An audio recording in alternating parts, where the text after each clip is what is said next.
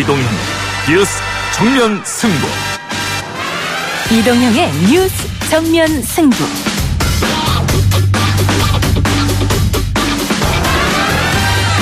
청취자 여러분 안녕하십니까, 이동형입니다. 이동형의 뉴스 정면 승부. 먼저 오늘 준비한 내용부터 알려드립니다. 그 부분에는 양론이 있는 것으로 알고 있습니다. 저희 선수들한테 또 굉장히 필요한 부분인 것만큼은 사실입니다. 세계 선수권까지도 포함을 하는 마일리지를 쌓아가지고 아시안게임 금메달만으로 군 면제를 받는 현행 제도는 재검토돼야 된다고 국방부에서 제안한 누적 점수제가 있습니다. 이기영 대한체육회장과 하태경 의원의 발언이었습니다. 이번 아시안게임 기간 내내 선수들의 병역 특례가 초미의 관심사였는데요. 잠시 후 하태경 의원 연결해봅니다. 우리가 1억원 받으려고 이때까지 사왔나? 1억원이라 하는 거는 1000억을 줘도 우리를 받을 수가 없다. 일본군 위안부 피해자인 김복동 할머니의 목소리였습니다. 90이 넘은 연세, 게다가 암투병 중이라고 하는데요. 오늘 외교통상부 청사 앞에서 1인 시위를 벌였습니다. 하해 치유재단 해산을 요구하고 있는데 이거 왜 안 될지 최강병기에서 짚어봅니다. 네, 우승하니까 좋네요. 일장기가 우리 태극기에 올라가는 일은 없어야 된다. 나는 눈을 뜨고 그 꼴 못 본다고 이제 얘기했습니다. 김학범 축구대표팀 감독의 우승 소감이었습니다. 지난 주말 축구와 야구 모두 한일 결승전에서 승리하면서 금메달을 획득했는데요. 축구와 야구 대표팀을 바라보는 분위기가 사뭇 다릅니다. 위클리 스포츠에서 아시안게임 총정리와 함께 이 문제 다뤄보도록 합니다. 재미있는 여론조사 결과가 나왔네요. 차기 대선주자 선호도 1위는 누가 차지했을까요? 잠시 후 4부 민심은 숫자다에서 공개하겠습니다. 9월 3일 월요일 이동의 뉴스 정면 승부 시작합니다.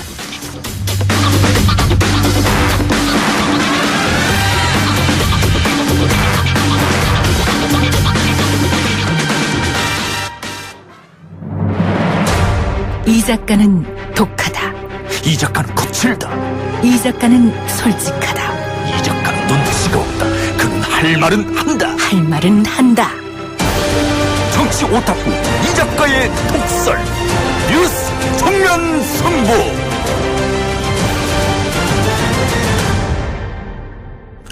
이번 아시안게임은 경기 결과보다 선수들의 병역 특혜 문제가 더 관심사인 것 같습니다. 국위 선양이라는 국가의 필요에 의해 도입한 거라면 왜 스포츠 선수만 대상이 되어야 하느냐, 방탄소년단도 적용되어야 한다, 이런 얘기까지 나오고 있는 실정이죠. 하태경 의원도 이 문제를 공개적으로 언급했습니다. 어제 바른미래당 전당대회에서 최고위원에 선출된 하태경 최고위원 연결해서 전당대회 결과와 함께 관련되는 것 질문해보도록 합니다. 의원님. 예, 안녕하세요. 하태경입니다. 예, 이제는 최고위원님이라고 불러야 됩니까? 이번에 네 번째예요, 최고위원. 직업이 최고위원인 것 같아요. 예, 언론 보도를 보면은 하태경의 굉장한 선전이다 이렇게 표현했던 것 같은데 본인은 1등 할 줄 알았죠? 예, 저는 제가 이길 그러니까. 왜냐하면 예. 이제 밑바닥 민심이 예. 우리 당은 좀 바꿔야 된다는 게 강하게 느껴졌는데 어쨌든 뒷심이 좀 부족했습니다. 예. 제가 지난번 하태경 의원이랑 연결하면서 또 2등 하는 거 아니냐 그랬다가 또 2등 했다고 보좌관이 이 작가의 저주다 이렇게 말했다고 하는데 많은 위로를 받고 있습니다. 예. 저는 의미 있는 2등이었다 이렇게 보고요. 그 경선 과정에서 안철수 지원 논란이 있었지 않습니까? 예. 1등으로 지금 손학규 대표가 당선이 됐습니다만은 리더십에 좀 상처가 있다 이런 얘기도 있는데 어떻게 보십니까? 우리 경선 별 관심이 없어가지고요. 예. 상처가 있겠습니까? 관심이 없어요? 관심이 굉장히 무관심한 경선이어서 사실은 굉장히 안타까웠고. 근데 이제 우리 후보들은 그래도 어느 정도 선을 지키면서 경쟁을 하면 서로 비판이 없을 수가 없지 않습니까? 예. 근데 선을 넘었다는 생각은 들지 않는다. 예, 또 이제 우리가 없는 이야기 한 게 아니라 팩트에 기반해서 서로를 비판하고 또 손학규 대표께서도 본인에 대한 비판 많이 생각을 했다. 자기 본인 성찰의 시간도 된 것 같고요. 예. 그래서 이제 앞으로가 문제죠. 예. 경선은 이제 다 끝난 것이고 앞으로 어떻게 우리가 당을 당을 통합을 시키고 비전을 잘 만들어서 지지율을 높여나갈 것입니다. 예. 숙제로 남아요. 근데 손학규 대표가 됨으로써 올드보이의 완성품이 됐다 이런 얘기도 있습니다. 다른 당도 마찬가지고 다 예전 오랫동안 정치하신 분들이 당대표가 됐는데 그런 올드보이 비판에 대해서는 어떻게 보십니까? 뭐 어쨌든 우리 당원들하고 국민들의 선택이기 때문에 예. 제가 뭐 겸허히 받아들일 수밖에 없고 뭐 제 부족함에 대해서 또 한 번 더 돌아볼 수 있는 계기가 됐고요.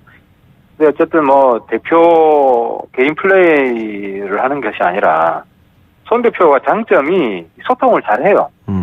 그리고 일리 있는 이야기를 하면 또 수용을 하고 열려있는 분위기 때문에 우리가 하나의 팀으로 팀 플레이를 해나갈 수 있을 거라고 생각을 합니다. 여당과의 소통도 잘 될까요? 여당과의 소통 우리는 한국당하고 좀 다르잖아요. 무조건 반대 안 하잖아요. 원내에서 도와줄 건 도와주고, 또 막을 건 막고, 이런 관계를 쭉 일관되게 해왔고, 예. 앞으로도 그렇게 할 겁니다. 오늘 안민석 의원이 손학규 대표 당선으로 한국당과 미래당의 통합이 촉발될 것이다 이런 발언을 했는데. 한국당하고 통합이 예. 촉진될 것이다. 예. 그럼 하태경이 2등 해가지고 그게 좀 잘 안 되겠죠. 제 목소리가 커서. 아니 그러니까. 하여튼 무원칙한 통합은 안 할 거고 우리 당은 집단지도 체제예요. 예를 들어 이제 민주당하고 좀 다른데 민주당은 제왕적 대표 체제라면은 우리 당은 민주적 대표 체제라서 실제로 인사도 대표가 독단적으로 하기 어려운 구조예요. 아니, 안민석 해야 되고. 안민석 의원 말 이런 것 같아요. 하태경 의원이 1등 했으면은 이런 걱정을 안 할 텐데 손학규 대표가 됐기 때문에 촉발될 것이다 말한 것 같거든요. 그러니까 경선 하기 전에 좀 말이죠. 끝나고 나서 대뿌리는 식으로. 그래 알겠습니다. 자 하나만 더 여쭙죠. 예. 자 손 대표가 당선되고 나서 처음 했던 말이 선거제도 개편 이야기인 것 같습니다. 지금 다른 당은 여기에 찬성한 것 같은데 민주당이 야당일 때보다는 스탠스가 좀 달라진 것 같거든요. 잘 될 것 같습니까? 손 대표가 이야기하는 선거제도 개편은 연동형 비례제 하나예요. 예. 중대선거구제도 아니고 그리고 연동형 비례제 표제는 청와대에서 대통령의 약속을 거의 약속하다시피 한 했죠. 건데 했는데 이제 이해찬 대표가 4년 중임제를 조건부로 지금 내걸었잖아요. 아이고 대통령 약속한 거를 또 민주당 대표가 조건으로 내겁니까? 그러니까 그냥 연동형 비례는 빨리 좀 민주당에서 해주고 그러면 또 개헌 문제는 또 별도 트랙으로 우리도 좀 조금 성의 있게 좀 타협하려고 노력하는 이런 모습이 좋지. 이거 안 받아주면 저거 안 받는다 이렇게 되면 또 아무것도 안 되거든요. 선거제도 개편은 뭐가 됩니까? 예 어쨌든 올해 안에 뭔가 좀 내놔야 될 수 있는 거니까 일단 선거제도 개편 먼저 하고 또 다른 거는 그 다음에 얘기하자 이런 입장이시군요. 병행할 수도 있는데 이제 연계시키지는 말자는 거죠. 알겠습니다. 예. 자 그럼 다른 얘기 한번 해보도록 하겠습니다. 오늘인가요? 지금 하태경 의원님 현역 병역 특례 제도의 문제점을 지적했습니다. 그렇죠. 사실 한두 달 전부터 이야기를 했는데 예. 아시안 게임이 겹치면서 좀 많이 관심을 받고 있는 것 같아요. 예. 지금 아시안 게임에서 메달을 땄느냐 안 땄느냐 이것보다도 군면제 혜택이 있느냐 없느냐 이걸로 지금 굉장히 논란이고 논쟁 대상인 것 같습니다. 예, 그렇죠. 예, 어떤 문제점을 지적하신 겁니까 구체적으로? 두 가지인데요. 하나는 형평성.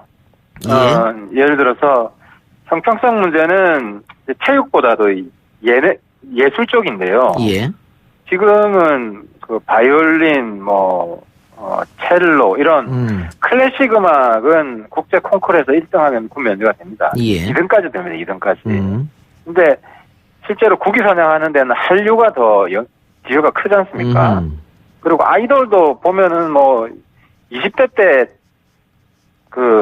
잠시 뜨지 30대 이상 아이돌은 없잖아요. 한류를 보통 20대 아이돌이 10대, 20대 아이돌이 주도를 하고 그래서 제가 이제 그 문제를 제기한 거예요. 형평성 문제를. 왜 국위 선양에 더 기여하는 한류를 주도하는 대중음악이 세계 1등 하는 거는 군 혜택에서 빠져있냐. 이런 이제 문제 제기를 한 것이고요. 네. 또 한 가지는 이제 아시안 게임을 보면서 아시안 게임 금메달만으로 면제를 주는 거는 좀 우리 한국의 국력을 과소평가하는 거 아니냐. 그러니까 이제 세계 1등 기준으로 삼아야 되는 거 아니냐. 아니면 1등에 준하는. 예를 들어 그래서 제가 이제 점수제를 이야기한 건데요. 예. 아시안 게임 1등을 하면 그냥 한 50점 주고 예. 그리고 뭐 올림픽에서 한 은메달 따면 또 한 60점 주면 합해서 110점이잖아요. 예. 그러니까 100점 만점 기준으로 그렇게 되면 이제 면제해주고 아시안 게임 하나만으로 뭐 우리 대한민국이 대체로 다 아시안에서 1등 하잖아요. 예. 상당 부분. 그래서 한 30-40년 전에 박정희 대통령 때 만들어질 때는 우리가 아시아에서도 후진국이었기 때문에 아시아 1등 하면은 뭐 군 면제 혜택 같은 걸 줬는데 지금은 시대가 달라졌다. 예. 그래서 두 가지입니다. 결론은 범위는 분야는 좀 넓게 하고 기준은 엄격히 세계 1등에 준하는 그래서 누진 점수제로 좀 바꾸자 이런 문제 제기를 알겠습니다. 정리하면 예술 체육에만 몰려있는 형평성 문제가 있고 또 하나는 지금은 올림픽 동메달, 아시안게임 금메달인데 네. 이거는 예를 들어서 세계선수권 대회나 이런 것도 함께 해갖고 점수 포인트제로 하자. 그렇죠. 예. 그러니까 올림픽 말고 뭐 월드컵이나 네. 그것도 세계 포함될 수 야구 있겠네요. 선수권 대회 예. 이런 그렇죠. 아주 권위 있는 세계 선수권 대회가 있잖아요. 그런데 의원님, 네. 국민들 중 일부는 이참에 네. 이 특례제도를 아예 폐지하자 이런 이야기도 있거든요. 그러니까 아까 의원님 말씀하신 대로 이거 박정희 군사정권 때 만들어지고 전두환 군사정권 때 학대된 그 측면이 있는 것인데 과거에는 뭐 체제 경쟁하고 그러다 보니까 국위선양에 스포츠 넣고 금메달 따면 좋아하고 했지만은 이번 아시안게임 우리가 3등 했음에도 불구하고 종합순위에서 거기에 대해서 말하는 사람이 없거든요. 그러니까 이제는 폐지할 때가 되지 않았냐 이런 얘기도 있던데 거기에 대해서는 어떻게 보십니까?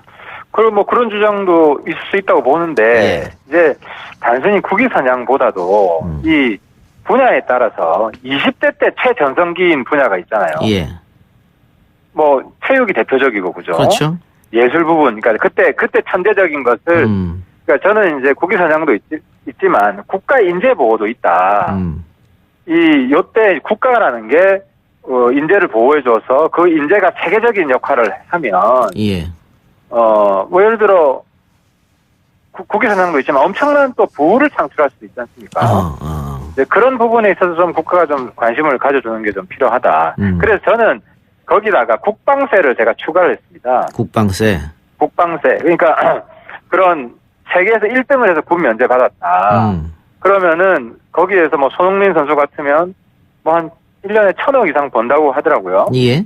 그럼 국방세 그건 비율은 또 공론에 붙여봐야겠지만 10%만 하더라도 한 100억 정도는 우리 국가에 기여할 수 있잖아요. 세금으로. 그러면 예. 그거를 군 복지에 쓸 수가 있고. 근데 이제 이거는 오해하지 말아야 될 것은 돈으로 사는 게 아니라 세계 1등한 사람에 대해서 한해서 지금도 군 면제를 시켜주는 제도가 있으니까 예. 인재 보호 측면에서 그러면 거기다가 이제 국방세를 우리 국민들 합의로 정해가지고 이걸 거두면 뭐 그 사람 그 젊은 친구도 좋고 우리 군인들도 좋고 국민도 좋고 하는 거 아니냐 윈윈하는 제도가 아니냐는 겁니다. 예. 그러니까 지금 앞으로 이건 논쟁의 장으로 꺼내서 방금 말씀하신 의견부터 해서 다양한 의견이 한번 의논이 됐으면 좋겠다는 생각이 드는데요. 그렇습니다. 예. 이게요. 박정희 대통령 때 시작해가 그 당시엔 대통령 시해 정책으로 돼서 예. 법이 없어요. 법이 없고 병무청 규정으로 돼 있어요. 장관령도 아니고. 예. 이거를 좀 입법화해서 하고 이번에 그리고 입법하기 위한 국민들 공론을 충분히 좀 모아볼 필요가 있다는 거죠. 예. 알겠습니다. 그러면 아까 얘기했던 그 형평성 문제. 예를 들면 네. 방탄소년단을 언급했습니다. 또 뭐 네. 의원님뿐만 아니고 다른 많은 국민들이 방탄소년단 이야기를 꺼내더라고요. 국위선양은 네. 그 친구들이 더 잘하는 거 아니냐 뭐 이렇게. 그런데 지금은 이게 법에 들어가지 않으니까 이 사람들까지 혜택을 받게 하려면 어떻게 해야 됩니까? 이거 입법으로 해야 됩니까? 입법을 할 수도 있고요. 예. 아니면 지금 그 국제 대회를 정하는 권한이 병무청에 있어요. 예. 굉장히 이게 허술하게 돼 있는데 한 그 바이올린이라든지 아니면 뭐 국악도 있고요. 예. 뭐 한 38개, 33개인가 30 몇 개 분야가 거기서 1등 아니면 2등 하는 사람이 예. 군 면제를 받게 돼 있는데 여기에 추가를 하는데 지금 애매한 점은 그 클래식은 국제 대회가 있잖아요. 콩쿠리. 예. 권위 있는 국제 대회가 있고. 근데 이제 대중음악은 뭘 기준으로 할 거냐. 그래서 뭐 저는 뭐 빌보드 1등을 하는 것도 세계 1등 아니냐 이런 기준을 제안하는 게 있는데 이 부분은 좀 더 그 관련 분야의 전문가들 이야기를 좀 들어서 좀 권위 있는 이런 국제 대회라고 볼 수 있는 그러니까 어쨌든 원칙은 세계 1등 예. 아니면 점수로 세계 1등에 준하는 이렇게 잡고 찾아보면 충분히 좀 대안이 예. 기준에 대한 대안도 나올 수 있다고 예, 보는 거죠. 그 대안 지금 우리 저 청취자분들도 실시간으로 주고 계시는데요. 국가대표 차출 기간만큼 병역 일수를 차감하자 이런 것도 있고요. 또 신체적으로 가장 활발히 뛸 수 있는 나이에 입영이라는 걸림돌이 있으니까 그 입영 그 입대 나이를 한 40세 이상으로 좀 늦추자. 그래서 전성기 지나서 나중에 은퇴하고 입대할 수 있도록 이런 것도 있고. 뭐 그런 것도 생각해 볼 수 예, 있죠. 그러니까 여러 가지 의견이 나와 있으니까 그거 다 공론장에 붙을 필요가 있는 것 같고요. 마지막으로 자 홍준표 전 대표가 귀국한다고 해요. 페이스북에 또 페이스북 정치를 한다 이런 얘기도 있는데 정계복귀 임박했다는 얘기도 나오고 당대표에 다시 도전한다는 얘기도 나오고 있고 어떻게 보십니까? 뭐 우리 당 문제도 아니고 사실 뭐 자꾸 언론에서는 이제 홍준표 대표가 재밌으니까 자꾸 예. 이제 이슈를 부각을 시키는데 예.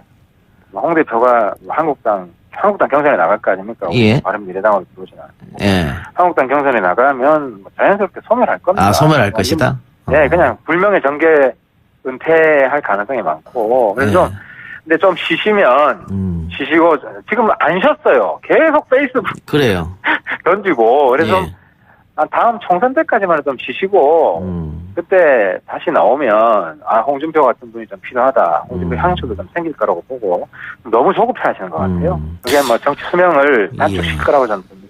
근데 지난번 당대표 하면서 자기 계파 사람들을 많이 심어놔서 또 나오면은 좋은 성적을 낼 거다 이런 얘기도 있던데요? 그게요. 뭐 자기가 뽑았다고 뭐 예. 개파가 되는 게 아니고요. 예. 또 뭐 이게 대단한 착각입니다. 예. 공천 줬다고 뭐 공천 받은 사람이 그 사람 마음대로 다 움직이는 게 아니잖아요. 예. 공천 준 것도 아니고 뭐 위원장 뽑은 건데 그래서 그런 착각에 안 빠지는 게 좀 현명한 정치를 하는 것이고 아무튼 정치 수명을 그나마 좀 더 연장할 수 있는 길이라고 봅니다. 알겠습니다. 하태경 의원이 최고위원이 된 바른미래당 앞으로 기대하겠습니다. 네, 고맙습니다. 예, 고맙습니다. 화이팅하겠습니다. 예. 네. 지금까지 바른미래당 하태경 의원이었습니다. 1부 수사 여기서 마치고요. 저는 2부 최강병기로 돌아오겠습니다. 딱딱하고 지루한 뉴스가 소설보다 흥미진진해지는 새로운 경험. 놀라셨죠? 이것이 바로 이동준의 뉴스 정면 승부.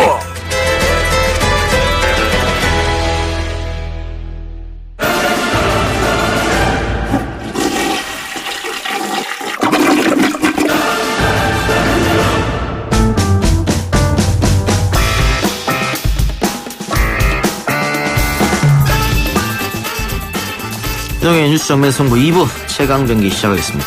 오늘은 백상문 변호사, 경향신문 임유선 기자 나왔습니다. 어서 오세요. 네, 안녕하세요. 네, 안녕하세요. 예, 강남의 한 유명 치과에서 치아 교정 환자 수천 명이 제대로 치료도 못하고 돈만 떼었다. 일명 투명 치과 사건이라고 하는데 네. 어떻게 된 일입니까? 투명 치과라고 그 강남에서 좀 유명한 치과가 하나 있어요. 예. 근데 여기가 이제 새로운 시술이라고 해서 교정하면은 외부에서 좀 티가 나잖아요. 그렇죠. 근데 티가 안 나게 투명하게 해준다. 아, 그래서 투명 치과입니다. 그러니까 이제 환자들이 굉장히 많이 있었어요. 근데 이제 여기서 최초에는 이제 의료사고 비슷한 것들이 좀 나기 시작했어요.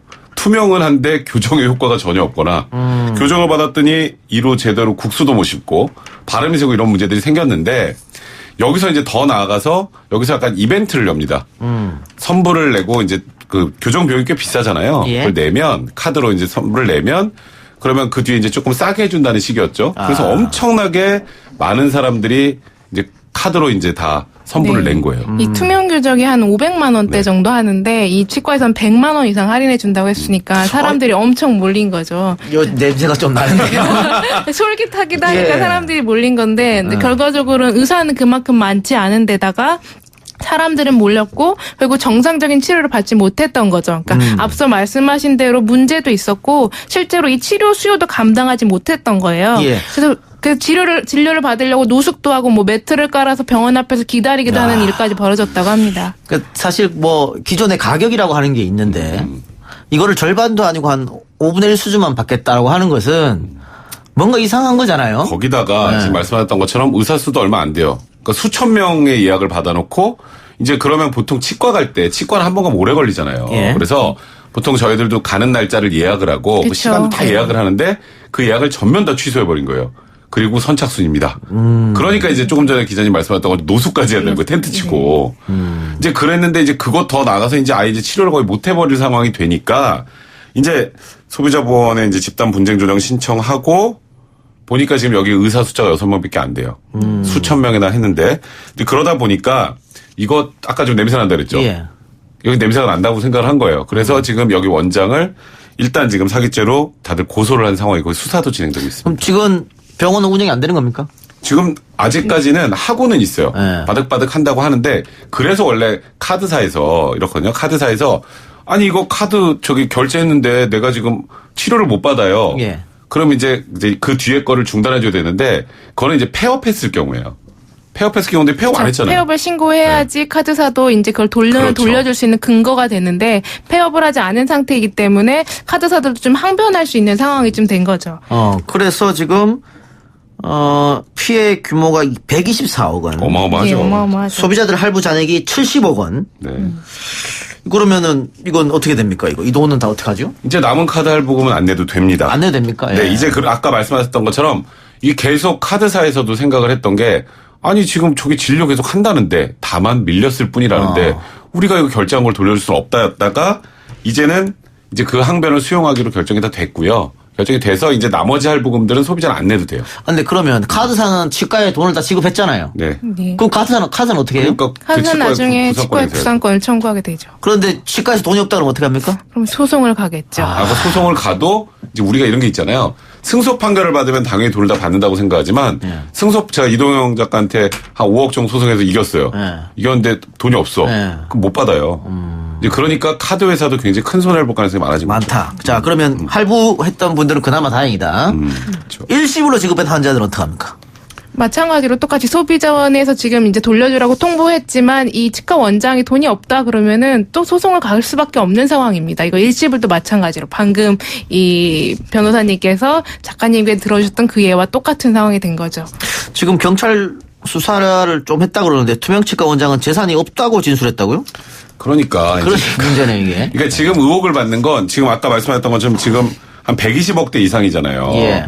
근데 원장이 그 돈의 일부를 또 좀 횡령했다라는 지금 의혹도 같이 받고 있는 상황인데 이제 그게 정확하게 수사가 이루어져서 만약에 다른 사람 명의로 돈을 빼돌렸다면 그러면 이제 그 명의자를 찾아서 이제 돌려받을 수 있는 방법이 있는데 그걸 못 찾게 되면은 이 사람이 형사처벌을 받을 가능성이 꽤 높아졌어요. 그러니까 지금 원장은 뭐라고 주장하냐면 나 사기 아니에요. 그러니까 일단은 예약은 다 했는데 너무 많은 손님들이 몰려가지고 그래서 좀 오래 걸릴 뿐이다라고 주장을 하는 거죠. 난 처음부터 솔직히 말해서 등쳐먹을 생각은 없었다.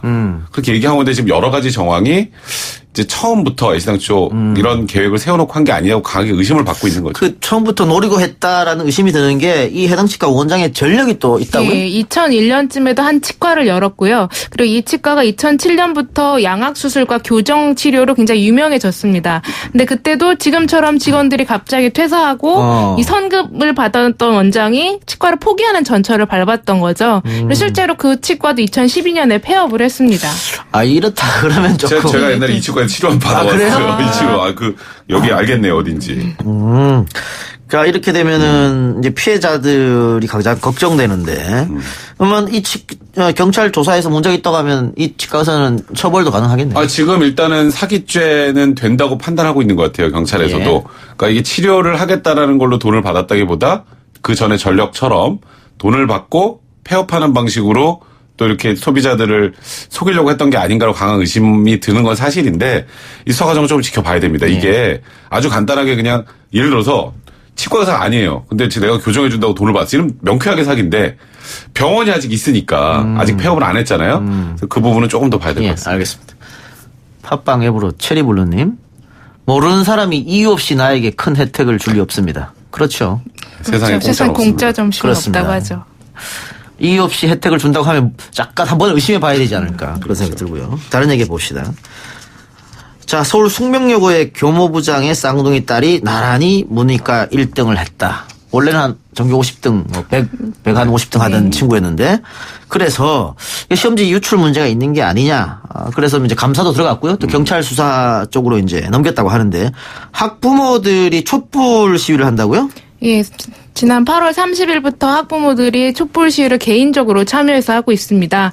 얼굴을 마스크와 선글라스 그리고 등산용 모자로 가린 채 참여하고 있는데요.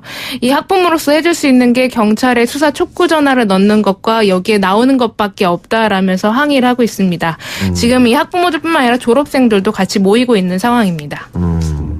자, 근데 결국은 경찰 수사가 최선의 방법 아닙니까? 지금 일단은 감사를 해서 강한 의심이 든다라고 했죠. 그래서 이제 경찰에 수사를 의뢰한 상황인데 지금 이런 거예요. 교무부장인 아버지가 원래는 사람들 많은 데서 시험지 잠깐 형식적인 것만 좀 봤다 그랬는데 알고 보니까 선생님도 배제하고 50분 동안 봤던 게 확인이 됐고요. 확인이 됐다기보다 50분 동안 봤을 수 있는 추정을 하는 거죠. 네. 거기에다가 이 지금 이 두 문제 정도가 그러니까 원래 출제하신 분이 정답 2번인데 실수로 1번이라고 해놨던 게 나중에 시험 볼 땐 정정이 되죠. 원래 정답으로. 그 중에 하나는 다른 아이들도 많이 틀렸답니다. 근데 그 나머지 하나는 이 친구들 빼고 거의 틀린 사람들이 없다라고 하는데 그게 교정전 오답으로 썼다라는 부분 때문에 문제가 되는 거고요. 네, 서술형 문제도 있었다고 합니다. 그러니까요. 서술형 문제를 오답을 쓰기가 또 이렇게 쉽지가 않으니까요. 근데 이제 여러 가지 정황상은 무언가 이제 좀 시험지 유출 개연성이 높다. 아니면 시험 문제 유출 개연성이 높다고 보는데 지금 이 교무부장이요. 전공이 미술입니다. 그 미술이면 사실 수학, 화학 이런 거 잘 이게 그런 것까지 잘 알기 힘들잖아요. 그래서 이거는 수사는 저는 그렇게 어렵지 않을 것 같아요. 핸드폰만 보면 됩니다. 이거는 그걸 강제로 할 수 있냐가 문제는. 경찰은 당연히 할 수 있죠. 경찰 수사가 들어가면 할 수 있죠. 근데 학생들은 못 보는 거죠. 그 쌍둥이 딸 거는. 그러니까 쌍둥이 딸 거는 학생들은 당연히 못 보는데 이제 경찰 입장에서는 지금 그걸 적어 나오기 쉽지 않았을 거니까 핸드폰으로 찍었을 것이다. 찍었을 가능성이 많다. 왜냐하면 잘 모르는 번호를 과목 같은 건 다 외울 수가 없잖아요. 예. 그런 부분에 대한 조사를 해보면 좀 명확하게 나오지 않을까 싶습니다. 핸드폰과 또 컴퓨터 출력 이력도 있을 수도 있으니까요. 알겠습니다. 어쨌든 그 핵심 쟁점은 자신의 딸에게 시험지를 유출했느냐 하는 건데 경찰이 이걸 어떻게 입증해야 될 것인가. 그렇죠. 결국은 증거 싸움 아니겠어요? 그러니까 증거가 아니면 심증은 가도 어떻게 할 수 있는 방법이 없고요. 하나 좀 걱정되는 건 만약에 이 쌍둥이 딸이 정말 열심히 공부해가지고 이렇게 성적을 냈다면 그렇죠. 예. 그럼 또 쌍둥이 딸에 대한 굉장히 또 좀 힘든 그런 상황이 되기 때문에 좀 신중할 필요는 있습니다. 근데 이게 여기뿐만이 아니고 전국적으로 벌어지고 있잖아요. 그렇죠. 예. 이게 근본적으로 막을 수 있는 방법은 없을까요? 일단은 자녀들하고 같은 부모님이 이 시험과 관련된 업무를 하는 건 절대 하면 안 되죠. 이제 그게 기본이에요. 근데 그 외에도 이게 학부모들 광주에서 한번 유출된 적이 있었잖아요. 예. 그때도 교무부장하고 이렇게 무슨 대가가 있었는지 모르겠습니다만 이제 그런 부분에서 시험지 유출이 쉽기 때문에 문제인 거거든요. 그러면 이거 정말 철저히 관리해야 돼요. 지금은 수시 때문에 이게 내신이 정말 중요하단 말이죠. 입시에 제일 중요한 건 공정이잖아요. 근데 지금 전혀 공정하지 않다고 생각하다 보니까 지금 학부모들이 촛불을 드는 건데, 그러니까 최소한 모든 학생들이 우리 학교 내신 관리는 공정해라는 느낌이 들 정도로 이제 시스템을 좀 투명하게 바꿔야죠. 그리고 정말 철저하게 이 시험지에 대한 관리, 시험 문제에 대한 관리를 철저하게 하는. 근데 그거는 만들어놔도 학교에서 잘 지키냐 문제죠 또. 그래서 내년부터는 정부가 이제 부모와 자녀가 같이 있는 학교가 그런 일이 발생되지 않도록 하겠다라는 원천 봉사하겠다는 얘기도 하고 있는데요. 이건 또 일부에서는 또 자율권 침해 아니냐 또 이런 반발도 좀 나오고 있습니다. 좀 지켜봅시다. 예스 앱으로 김연호님. 이 작가님 금천구 가산동 땅꺼짐 아파트 입주자입니다. 정말 힘들어 죽겠습니다. 아무 조치도 없습니다. 가산동 땅꺼짐 아파트 꼭 한번 체크 부탁드립니다.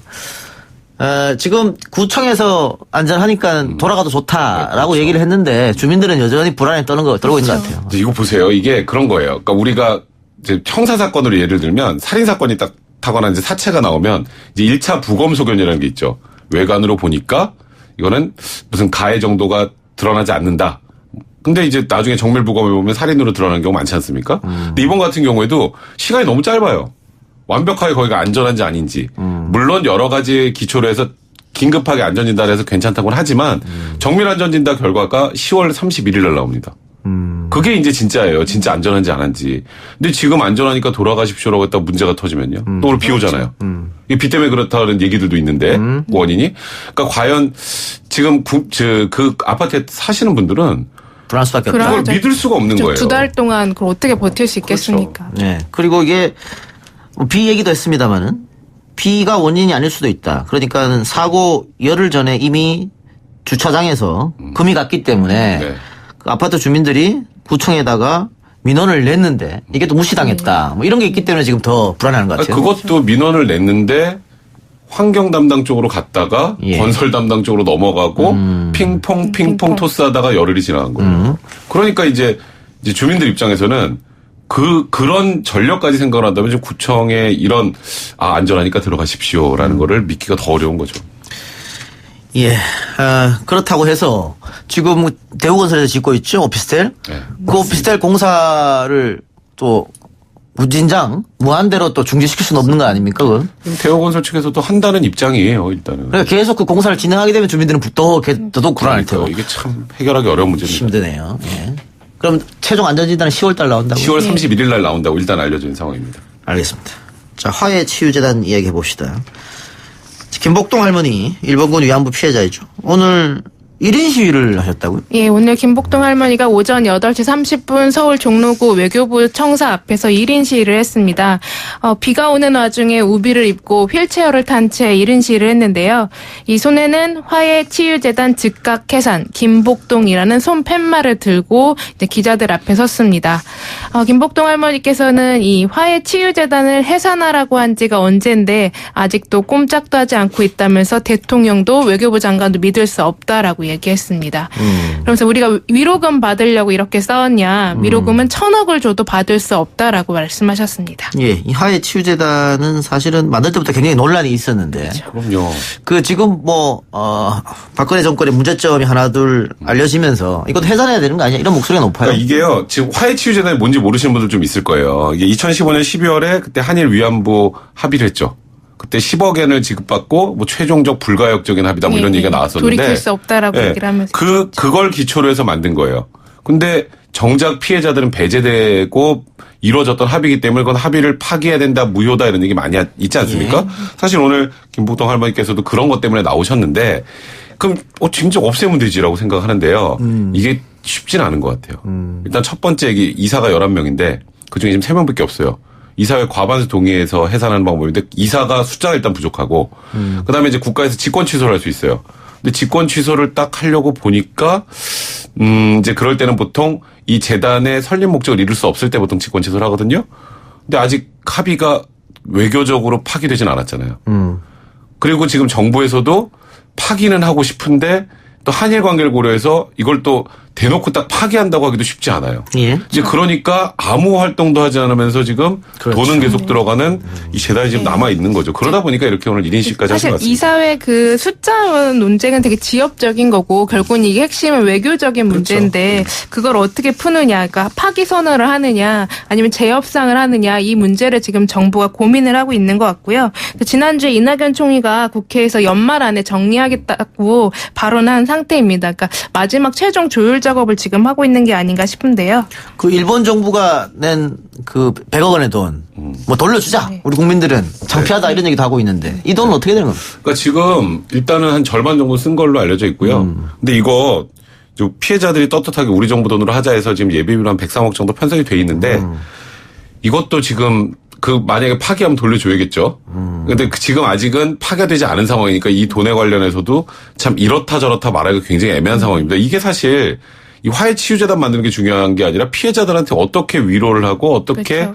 해주느냐가 중요한 건데 이게 정작 제대로 사용도 안 되고 있어요. 그러니까 이게 더 큰 문제죠, 지금 사실. 그러니까 피해자들이 원하는 거는 진정한 사과와 그리고 법적 배상금을 원하는 건데요. 그러니까 근거 없는 이런 위로금 차원의 돈이 아니라 법적으로 근거에 맞게 배상을 해달라는 거잖아요. 근데 그렇지 않은 그냥 이렇게 돈 하나 주고 또 나중에 소녀성 철거하고 이런 과정들은 거는 오히려 이 피해자분들에게 더 모욕적인 상황이 되는 거죠. 그리고 비가역적 다시는 이야기 그렇죠. 꺼내지 마라 예. 이렇게 했고 그런 문제가 있는데 결국은 이 할머님들도 안 받은 분들이 필요 없다고 안 받은 분들이 대다수잖아요. 그렇죠. 또 지금 연세들이 다들 많으세요. 그러니까요. 그러니까 이제 시간이 우리한테 얼마 없다. 공식적으로 이제 잘못된 사과와 배상을 받는 것이. 그러니까 아마도 이 같은 금액이 일본이 사과를 하면서 배상을 해주겠다라고 했으면 할머니들 안해줘도 다 받으셨을 거예요. 그럴 수도 있겠죠. 예. 그런데 이게 금액의 다과의 문제를 떠나서 나오는 거지 않습니까? 예. 그렇죠. 사과 없이 위로금이라는 거는 나는 별로 잘못 안 했는데 아유, 그래 뭐 좀 고통 좀 받았으면 우리가 좀 줄게. 이 돈이면 됐지 그렇죠. 뭐 이런 이거는 진짜 느낌이잖아요. 아니죠. 예.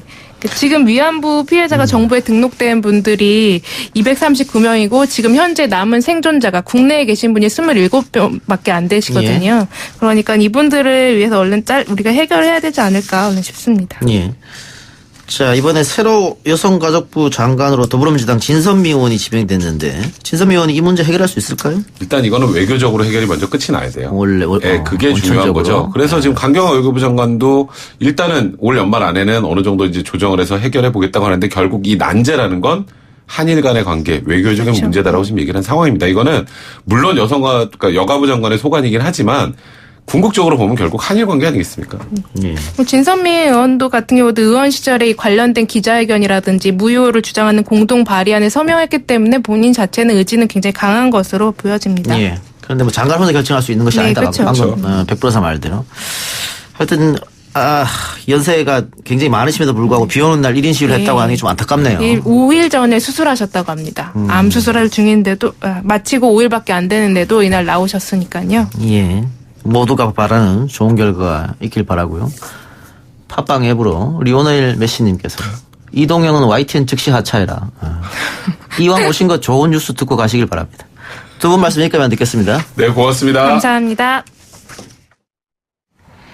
1, 2부 순서 여기서 마치고요. 저는 7시 정각 위클리 스포츠로 돌아오겠습니다.